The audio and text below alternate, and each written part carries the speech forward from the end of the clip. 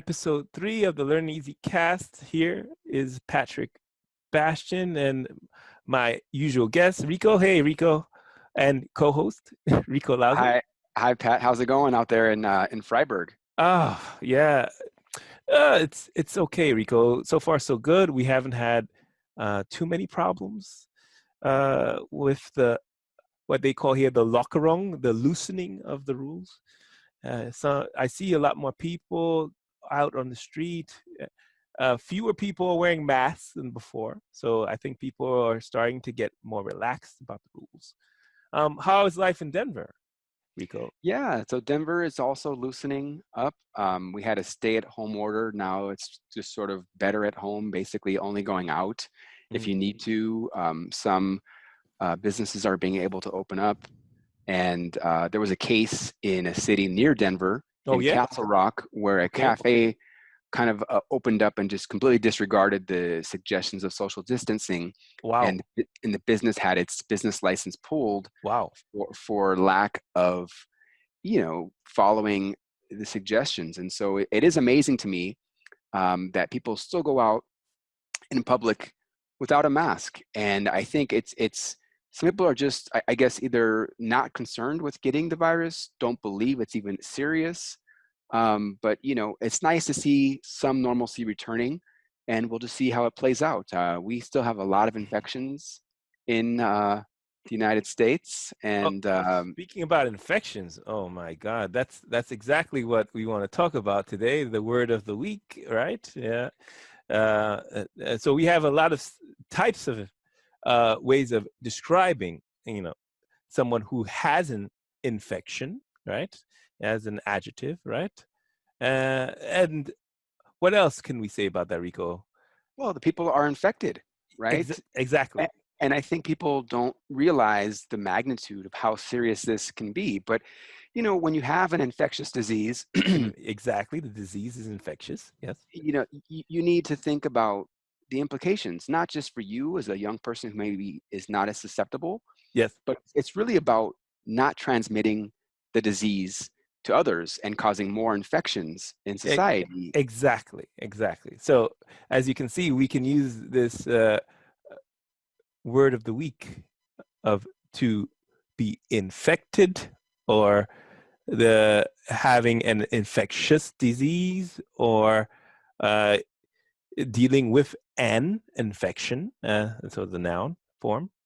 It's an interesting way of using this podcast. We'll try to give you a couple more words of the week for the next podcast, and a little bit of our next segment would be about also trying to improve your grammar, helping you to improve your grammar. Um, uh, what tips would you give our audience, Rico? Sure. Some general tips first, I guess, and then we can Yeah. go into a specific one. Yeah. Well, I think things that people can do, whatever language you're studying, but as you know, our focus is English, Yeah. is when you're watching a TV show or a movie in English. I think it's very common to want to put on subtitles in your native language to make sure you understand everything. And there's nothing wrong with that, especially if it's like a movie you really wanted to watch and you just want to get as much out of it as you can. But as the focus is really language acquisition and language mastery, my biggest tip, and I can speak from firsthand experience, my wife is from Colombia, her native language is Spanish. And we've been we've been watching Ozark. We actually just finished binge watching the 3 seasons. Excuse me. Yes. And Yes. she didn't start watching with English subtitles until season 3, Hmm. and she really regretted it because she learned so much in that third and final season, because in the show there's a Yeah. lot of Yeah. colloquial language, a lot of regional dialects, a lot of just informal English. And so by having English subtitles along with the soundtrack in English, you really get a chance to see where you are with the language. And so what you can do is you can pause it when you come to a word or phrase that you're not familiar with and write it down. You don't need to look up every single phrase, but just the practice of writing it down makes you aware of what you don't know. And then, for a select few words or phrases, you can take the time to look those up and try to incorporate those into your own um, personal vocabulary. Yes, yes, to have a little bit of a vocabulary list going, a Yeah. book with vocabulary words, And which so yeah, and yes, so that's actually my next tip. I mean, yeah, so yeah, as we've been staying at home, my wife and I, we've obviously spent more time together than usual, and so we've looked for things we can do together. And one of those things is reading a book called The Power of Habit. And we've decided to read this in Spanish because I am not a native speaker of Spanish, and I want to continue honing my own Spanish skills. very good. And what I like to do is I like to literally write in the book. So if you own the book, you can do this. Otherwise, what you can do is on a notebook, you can write out the words or phrases that you don't know and look them up. I think it's just really helpful. It doesn't have to be every single word or every single phrase, but over the 300 plus pages that I read, I was really shocked at how many words I couldn't say in earnest that I knew for certain what the definition was. And more so just than vocabulary, it's like turns of phrase, colloquial expressions, words, etc. So those are two big things. I think just watching movies with subtitles in your target language, so in English, or writing down words from a book and looking those words or phrases up can really, really help you identify what you don't know and then incorporate that into your personal vocabulary so that as you engage in your language, you're going to have more confidence. You're going to understand more and be able to feel more confident when speaking. Yes, I think that's a good tip there between writing and keeping a vocabulary book and making sure that you write down words or phrases that you've encountered in your reading of whatever language. We're focused on English right now, and I think that's a great tip. And let's go into one more, very simple tip that I find many times when I speak to my students here in Freiburg and they're trying to introduce themselves, they always feel a little bit nervous. And I hear them, especially when they're just trying to tell me, oh, I live in Freiburg. Sometimes they would say, I'm living in Freiburg. And I always get a little bit of a shiver down my spine because as an English teacher, I know it's such a simple thing, but it would be nice um, to let them make a little bit of a callback to their basic grammar, to understand that the present tense is is important when you're introducing yourself, especially if you don't plan on moving from Freiburg. So if someone says I'm living in Freiburg, I have this feeling that they mean, well, I live in Freiburg right now, but I may move out in the next month or two. I'm waiting for this infectious disease to dissipate so I can then move Exactly, on. exactly. At the moment, I'm thinking about moving to Antarctica, where there are no diseases to deal with.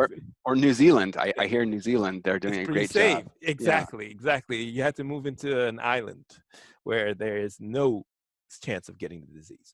But I think they really mean I live in Freiburg. I live in this area, and it's sort of a permanent state. Okay. And I think these shades of meaning are very important in the English language because English is a very simple language in some ways, but it's the way you say things and the grammar that you use that imply what you really mean.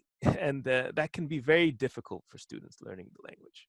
Well, and What do you that's why think? I absolutely agree. And I think this is exactly the reason why learning English online, one-on-one, gives you that opportunity to practice specific targeted things. So for instance, the use of this particular grammar topic, the present tense versus the present progressive tense, and all the different ways that you can use each of those tenses. Yeah. And I think that, again, practicing with an instructor, having the instructor hold you accountable by pointing out a mistake Hmm. and practicing that and not taking a personal, uh, you know, don't take it as a personal attack, but just take it as an opportunity to learn and practice. And Hmm. I think that's really one of the best ways to improve your language and get to that C1 or even C2 level in a language is having that one-on-one instructor time. In Hmm. a classroom setting with other students, there's nothing wrong with that. It Hmm. can be at times more affordable, but you get what you pay for. And in a Exactly. one-on-one class, you get targeted practice on the specific topics that you want to improve. So whether it's your grammar, whether it's your pronunciation, whatever it may be, you can really focus on those specific topics. Exactly. And in a group class, it's wonderful. You have the community to work with. But of course, teachers are busy trying to help all the students. So they may not correct you as often as you probably would like. So definitely think about that. As always, the team, Learneezee team, is always ready to help you. And feel free, whatever language you want to learn. Right now at Learneezee, we have teachers for English, German, Italian, and if you also need help in your university courses, at the moment we have an economics professor. We're ready to help you, and of course, we are looking forward to getting more teachers online with us, and we're looking forward to hearing suggestions from our students. Right, Rico? Oh, absolutely. I think that, our hope with this Learn Easy cast Yeah.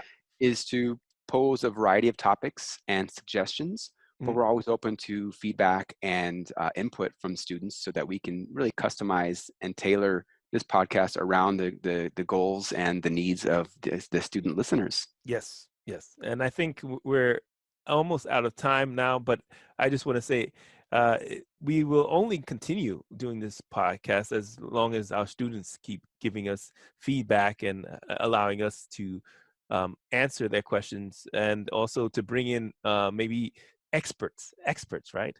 In the areas that they want to learn it. Yeah, some subjects not only having to do with languages, but also maybe business. Like Rico's an expert in eBay sales and working in the gig economy. And myself, I am an engineer by degree, and I look forward to helping others who are interested, novices in the world of programming and development. Yeah. So we're not just English teachers, but we're students of the world. And we look forward to hearing from our fellow students, and we'll definitely look forward to getting your feedback in the near future. So to end it, I want to say keep learning easy. And Rico, yeah, hopefully I have you next time for the next episode, huh? Yeah, stay safe and stay healthy, Pat, Yeah. and we'll talk again soon. Okay. Take All care. right, take care.